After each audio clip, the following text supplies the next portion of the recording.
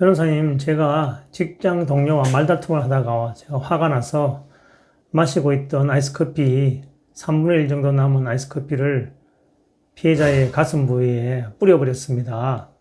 그랬더니 피해자가 강제추행이다라고 지금 문제를 제기하고 있습니다. 저는 어떻게 됩니까?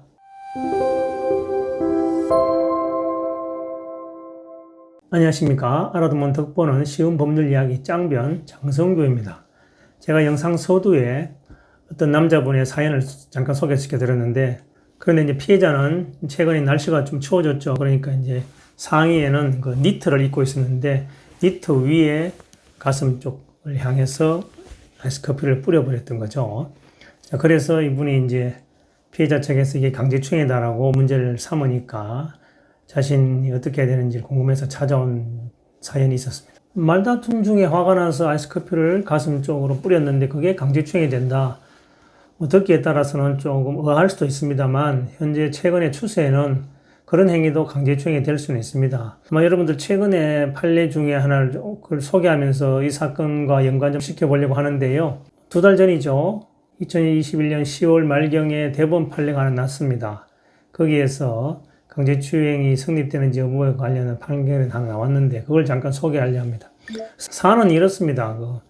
어떤 행위자가 전혀 모르는 여성의 뒤를 따라가서 여성이 그 아파트 놀이터의 의자에 앉아서 통화를 하는 사이에 여성의 등 뒤로 몰래 다가가서 피해자의 그 머리카락, 그리고 그 입고 있는 후드, 티, 패딩 점퍼, 그 주변에 소변을 방뇨를 해버렸던 사건이었습니다. 피해자가 그 당시에는 피해 사실을 모르고 있다가 집에 와서 보니까 머리가 좀 축축하기도 하고 패딩이 젖은 것을 보고 이제 신고를 하게 됐죠. 그래서 이제 이 사건이 문제되는 건데, 그 사건 관련해서 이제 1심과 2심에서는 피해자가 피해 사실을 전혀 모르고 있었다. 그리고 집에 와서 어쨌든 머리카락과 옷에 소변이 묻은 걸 보고 뭐 더러워서 혐오감을 느꼈다, 이런 점은 인정되지만, 피고인의 행위 때문에 바로 그 피해자의 성적 자기결정권이 침해된 것으로는 보기 어렵고 그것을 인정할 만한 증거 없다, 이렇게 해서 무죄를 1심도 무죄, 2심도 무죄를 선고했습니다. 근데 그 사건 좀 특이하게도 검사가 공소를 제기할 때 같은 행위를 두고 이게 만약에 강제추행이 되면 강제추행으로 처벌해 주시고, 강제추행이 안 되면 폭행으로 처벌해 달라가 그렇게 이제 기소를 했습니다. 그 기소한 사안에서 폭행 부분에 대해서는 피해자가 처벌을 원하지 않는다고 해서 1심 단계에서 공소기각 판결을 받았죠. 근데 이제 남은 것은 그 강제추행 부분, 같은 행위에 대한 강제추행 부분인데, 그 부분을 1심, 2심 모두 그 부분에 대해서 무죄라고 평가해버리니까 검사가 거기에 대해서 대법원에 상고를 한 거죠. 그런데 대법원에서는 검사의 상고를 받아들여서 이게 강제추행이 될 가능성이 있다는 취지로, 유죄 취지로 다시 재판을 해봐라는 식으로 해서 대전지방법원으로 사건을 돌려보냈습니다. 그게 최근에 일어난 일인데요.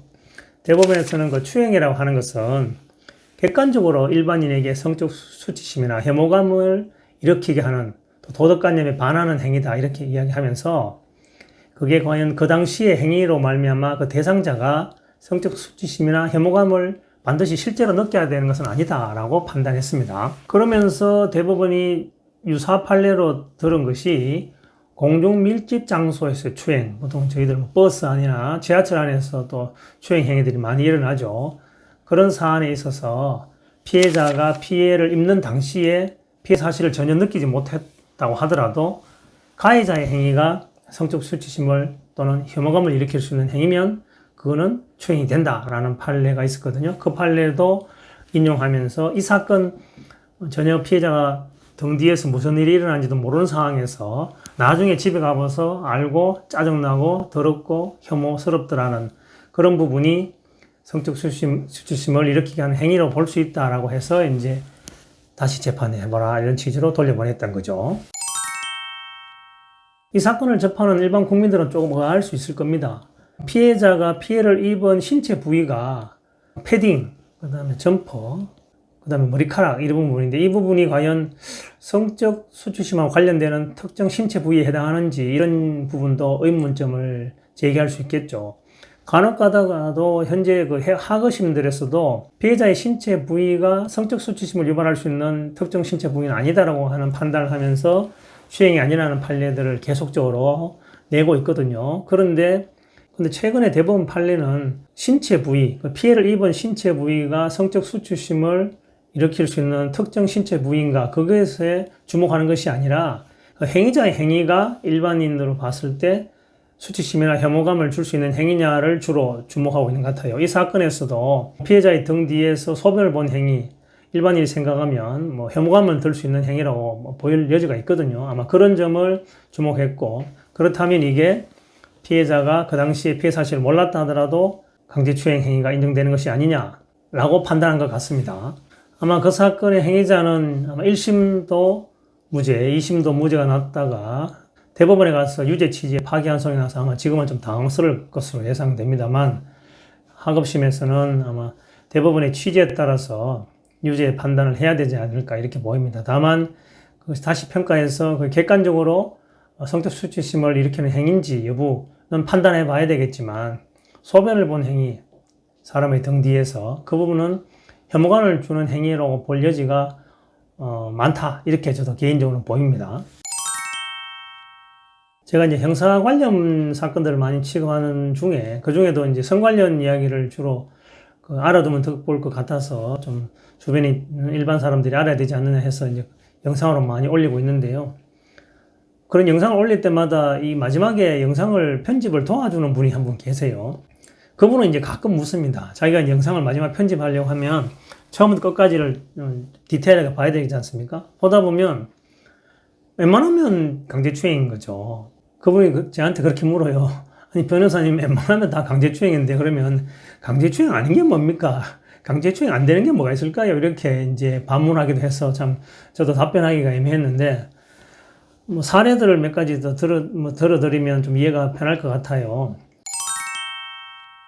순간적으로 이 가슴 부분을 쿡 찌른 행위, 예전에는 그 10년 전 판례에는 그게 이제 피해자가 당황스러울 정도는 되지만 그게 성적 수치심을 일으킬 행위는 아니라고 판단해서 무죄를 판단한 사건도 있었거든요. 그건 10년 전의 사건인데, 근데 그 이후에는 이제 그런 행위들도 강제추행으로 보는 경향이 있는 것 같고, 또 어떤 사례가 있냐면 회식 자리에서 회식 분위기가 무르익다 보면 그 회식에 참여한 동료들에게 쌈을 싸주기도 하잖아요. 쌈을 싸주는 행위를 하다가 그게 손가락이 아마 피해자의 그 혀에 닿았나 봐요. 그런 문제로 인해서 이제 강제추행이 되냐 안 되냐 문제되는 사안에서도 강제추행이 된다, 이렇게 나온 판례도 있고,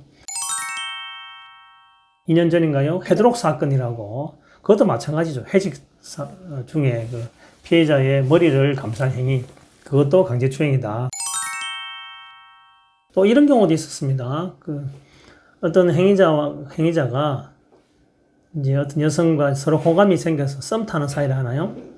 같이 데이트도 하고 술도 한잔 했습니다. 그러면서 그녀를 이제 집으로 데려다 주는 길이었는데, 그 여성이 이제 택시 안에서 이제 피곤하다고 하면서 남자의 그 허벅지에 머리를 기대고 이제 살짝 잠이 들었나 봐요. 그랬더니 그 남자도 호감의 표시로 잠든 여성의 이마에다가 이제 뽀뽀를 한 거예요. 근데 그게 문제가 돼서 그 뽀뽀한 행위도 강제추행 아니냐라고 해서 공방이 이루어지고 있는 이런 사건도 있습니다. 또 살다 보면 여러 취미생활을 하는 경우가 있죠. 취미생활 중에 골프도 있고 당구도 있고, 그런데 이제 그런 초심자들, 처음에 당구를 배우면 머리에 누우면 천장이 다 당구장으로 보인다. 또 골프 처음 치는 사람은 넓은 평지만 보면 골프 치는 자세를 하기도 하고, 또 심지어는 댄스인가요? 춤을 배우는 사람들은 춤 좀 배우고 나면 춤을 더 추고 싶어서 웬만하면 어떤 사람하고 춤추려고 막 하려고 하고, 스텝도 혼자 밟기도 하죠. 근데 제가 취급한 사건 중에서도 이분이 이제 춤을 조금 배웠는데, 춤은 이제 함께 하는 거잖아요. 상대방이 있어야 되잖아요. 춤을 출 줄 모르는 여성에게 이제 춤을 좀 추는데 내가 이거 배운 거 연습 좀 해봐야 되는데 좀 파트너가 잠깐 대해주겠냐 하면서 손을 내밀어서 손을 잡아서 이제 춤을 한번 춰보자고 손을 끈 행위, 그런 걸 때문에 이제 문제가 됐던 사안도 있었습니다. 또 심지어는 사회생활을 하다 보면 또 서로 간에 장난칠 수도 있잖아요. 그래서 물건을 정리하느라고 어느 조그만 계단에 올라가서 있는 분을 이제 뒤에서 장난친다고 웍 이러니까 그 소리를 듣는 사람이 깜짝 놀라서 뒤로 자빠질 수도 있죠. 넘어지려는 순간에 그거를 잡아주고 부축해준 행위. 그런 부분도 강제추행 아니냐라고 해서 논란이 되어서 뭐 다툼을 하고 있는 사건들도 있거든요.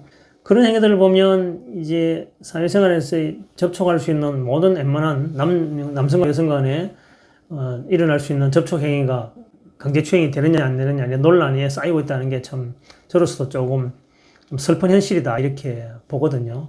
제가 지금까지 쭉 사례를 이야기해 드렸던 것처럼 웬만한 행위, 뭐 어지간하면 다 강제추행의 문제가 될 수 있는, 논란이 될 수 있는, 시비에 휩싸일 수 있는 것으로 보이잖아요.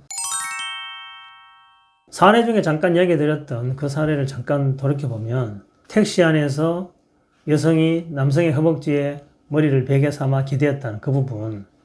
자, 그런 경우에 그러면 남성이 그것을 이 강제추행이 아니라고도 할 수 있지 않을까요? 웬만한 신체 접촉 행위가 전부 다 강제추행 행위가 된다라고 하면 그 남성 입장에서는 자신의 동의를 받지 않고 허벅지에 머리를 갖다 댄 행위, 그것도 추행이다라고 할 수도 있을 참 우픈 현실이다 이렇게 저는 보이거든요. 그 정리를 해보면 처음에 제가 이야기했던 그 직장 동료와 말다툼 중에 아이스컵 쏟은 그 가슴에 뿌린 행위, 그 행위는 예전의 판례의 추세에 따르면 아마도 폭행으로 정도만 처벌됐을 걸로 보여요.